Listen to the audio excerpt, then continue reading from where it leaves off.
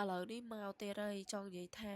អូយមកនេះសិតតែមកពី10មកមួយយប់នេះមកបញ្ចូលសលេងហើយមកបិទជាមួយនឹងម៉ាស់ទៀតហើយនេះបញ្ចូលសលេងនេះកំពុងតែឈឺអ្នកទាំងអស់គ្នាផ្ដាសាយចាពិបាកដកដង្ហើមចង់ងាប់ឲ្យមកបញ្ចូលសលេងនេះតឈឺទុកម្លាយសិនណាចាមកចូលសលេងជាមួយនឹងញោមចានិយាយទៅបិទជាមួយនឹងម៉ាស់សិតតែមកពី10មកមួយចង់និយាយថាដោយសារតែយើងចង់ឲ្យស្បែកមុខរបស់យើងតឹងហើយយើងងើបមកព្រឹកឡើងគឺស្បែកមុខរបស់យើងស្អាត smooth មានសំណើមមានជាតិសេរ៉ូមអីអញ្ចឹងបងចាណាគេខ្លះដែលបានប្រើជាមួយនឹងម៉ាស់ម៉ាលីក៏មិននៅខាងក្រោមវីដេអូរបស់ខ្ញុំមួយមកនិយាយទៅសម្រាប់ម៉ាស់ម៉ាលីនេះហើយអ្នកទាំងអស់គ្នាគឺល្បីខ្លាំងមែនតើជាមួយនឹងម៉ាស់ម៉ាលី Orange Vitamin C មួយនេះហ่าគឺបិទទៅដូចដែលខ្ញុំនិយាយមិនចង់គឺវាជួយធ្វើឲ្យស្បែកមុខរបស់យើងតឹងសមាត់ភ្លឺថ្លា